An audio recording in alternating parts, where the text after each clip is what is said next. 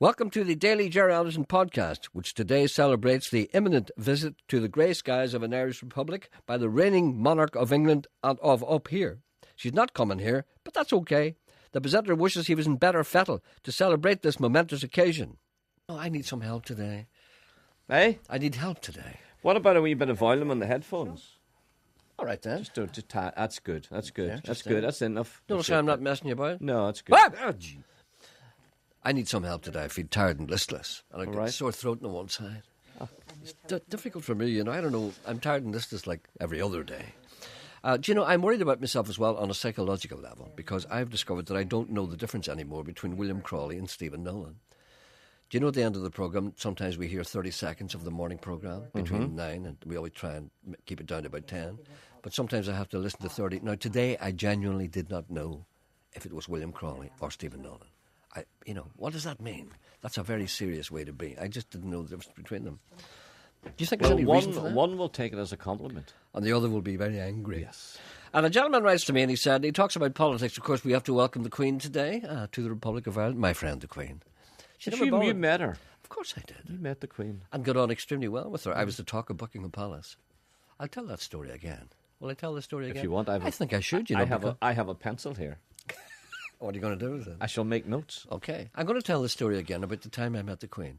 And I would not normally repeat a story, but I think today is a very special day. I was invited to Buckingham Palace. Every once in a while, once every blue moon, prominent, eminent broadcasters from television, radio, and indeed satellite are invited to the BBC for what they call a kind of a broadcasting day. BBC? No, sorry. Slip of the tongue. Buckingham Palace for what they call Broadcasting Day. And it didn't start well because in actual fact, maybe perhaps 3 people from here would be selected to go.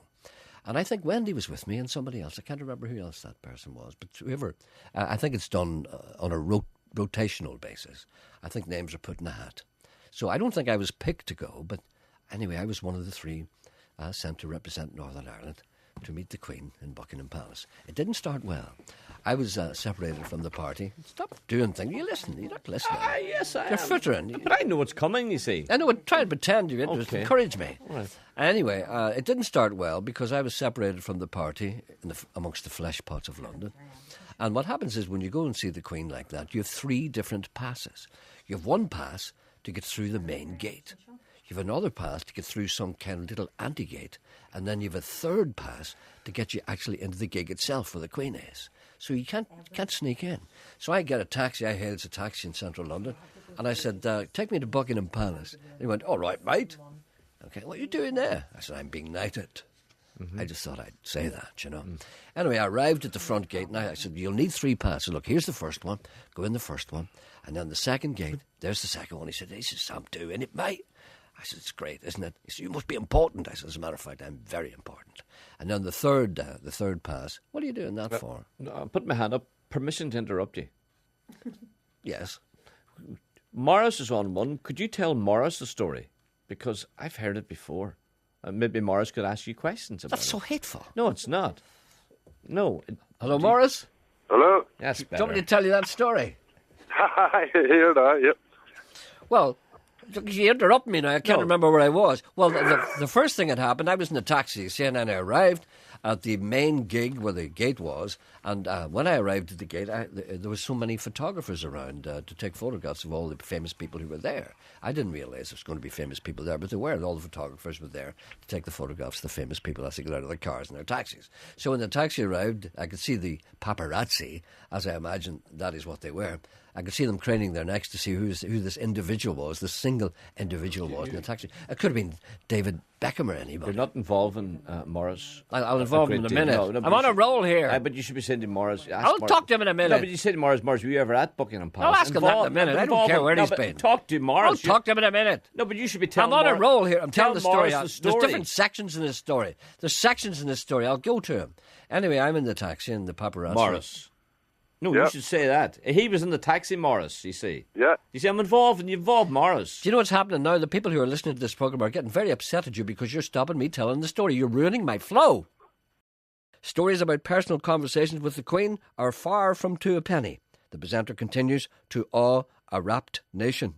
What they do is they have this tray, and all the waiters are small because they don't like the idea of you having to reach up for your drink. So all the waiters, there's none of them over 5'2". And they're all wee tiny waiters because they're all the same. I said to somebody, I said, look at all the size of those guys. Why are they so small? And this guy said it's because they don't like you reaching up for your drink. And you know what they have in each tray? You don't get this kind of stuff in the papers. This is from the horse's mouth here. What you have in each tray, you have a vodka, a gin, and a whiskey, a bottle of water, and a little round plate with little eggs in it and a little kind of powder, right? Do you know what that is? Yep. Kind of like gingery little powder. They're quail's eggs. So what you do is you lift a wee vodka and you say, "Any white lemonade?" And they say, "I'm sorry, sir." They don't know what white lemonade is. Exactly. And then you lift a quail's egg and you dip it into the wee gingery stuff and you eat that, and then you fire the whiskey down your throat or the vodka. Is there wee wee toothpick things? They lift the eggs. There are no toothpick things. Would you lift put your fingers? It That'd is be well. very It is well known. That'd be very hygienic. It is well known in Buckingham Palace in Tudor times that people didn't use knives and forks. They ate their grub with their fingers. There is nothing wrong with lifting an egg with your finger because the Tudors expect it. And the But they Plantagenets. didn't know about hygiene then. I know, but they We know now, but they don't care. Anyway, I went upstairs. I had about 3 or 4 of those. You still there, Morris? Yep. I had about 3 or 4 of Morris those. is not. Janice said that's not what Morris is there for. Well, what is he there for? I lost 3 pet lambs in Ballymorn Road this morning. There you in are. Clinty. Nothing to do with me. 3 pet lambs. I'm talking about the Queen here. He lost. All right, well, let's deal with him and get rid of him, and I'll get back to the story. Morris, tell me, you've lost 3 pet lambs? Yeah. Where was this? Ballymorn Road, Clinty. When did you lose them? This We morning. got up this morning and they weren't Will you let there. him answer himself? Can you let him got up this answer morning. himself? You get up this morning and they were gone? Yep. Where did you keep them, Morris? In the garden. In the garden? And a little Yep. kind of enclosure of any kind? It's about 3/4 of an acre of a garden. Well, do you think they would have escaped, or do you think someone stole them? I think they probably just escaped. Really? Okay, Yep. so where is that again? Ballymorn Road, Clinty. Okay, Killinchy. Now, do you have children? Are they children's pets, Morris? Yeah, they are indeed, yep. Oh, well, they will miss them, won't they? They'll Yep. miss them. The wee girl's distraught. She's away to school crying this morning. Ah, dear, dear, dear. All right, then, okay, we'll ask the people to keep their eyes out for... There's 3 of them. I'm sure they'll be together. There's 3 of them and they're pretty friendly. They're pretty young, like. Well, they'll be wandering about, won't they? I mean, they won't know where they're going. They don't know Killinchy all that well, probably. And they'll be just wandering about. So keep motorists and people out for a walk. Keep an eye out for 3 little lambs Who have lost who have our lost way. their way. Ba, ba, ba. You see, you ruined that for me. You ruined that for me. That's what you see. You ruined that for me. I was building up to that. The story knows no end. It builds and builds, just gets better and better. They don't call the presenter Hans Christian Andersen for nothing, because parts of this tale may also be true. And the door opens and out comes the Queen on her own. And she practically walks into me. And she says, "Hello." I said, "Hello." And I said, "Lovely house." And she said, "I like it." I said, "I'm surprised to see you on your own, Your Majesty." And she said, "I don't suppose that you have any bodyguards in your home either." I said, "As a matter of fact, I don't." I walk around, so I'm chatting away to her. And suddenly a crowd gathers. And we're chatting away for ages and ages. And suddenly I kind of, she was looking at something. She says, "Hey, look over here." And she told me about a particular painting. And I put my arm round her. You see? And then I said, "Oh, I'm sorry, Your Majesty, the last man who did that, I believe, was sacked." "Oh, yes," she said, "the Prime Minister of Australia." I said, "Yes, you can't put your arm around me." And she was very funny, and she was laughing, and I took the arm away, and everybody was looking. And then this man came over and said, "Your Majesty, Your Majesty, Your Majesty, I want you to meet somebody over here, Your Majesty." And she said, "Okay." And she looked at me and says, "Well, Mr. Anderson, goodbye, nice to meet you."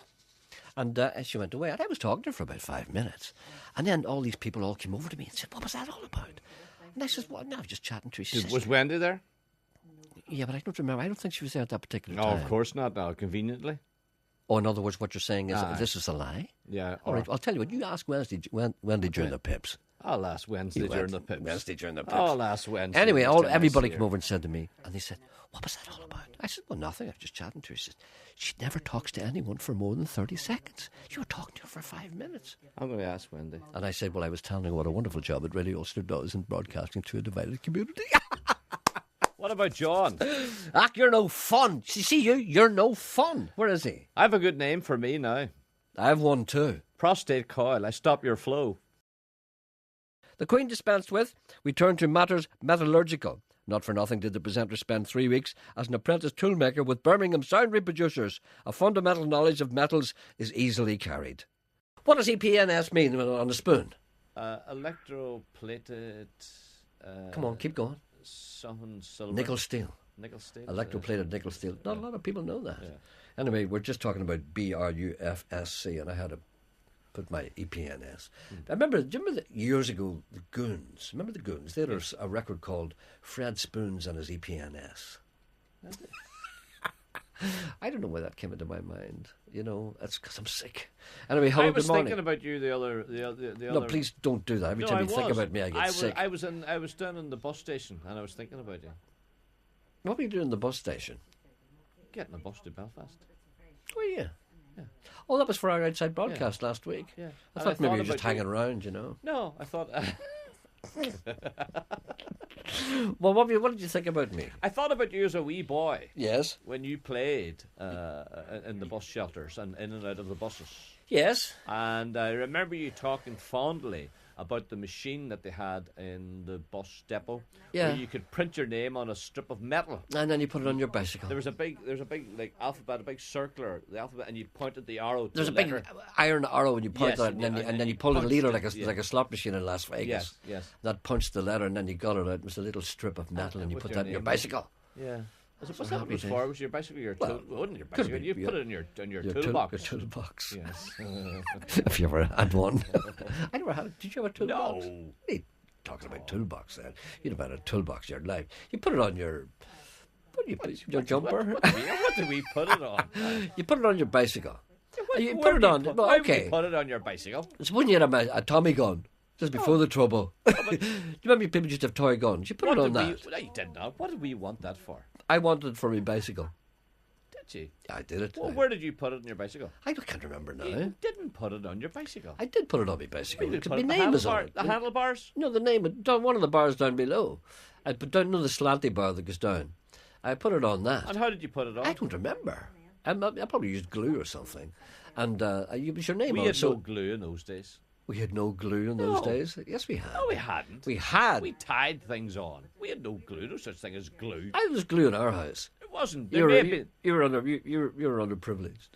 We had glue that came out of a thing, and it was You always. come out of a bottle, a big triangular bottle. That's it. And it Yeah. stuck it all good hard at the top. And that was only for paper. I know, but you could use it. You could sneak. What am I doing talking about this? Thank you for listening. Back tomorrow.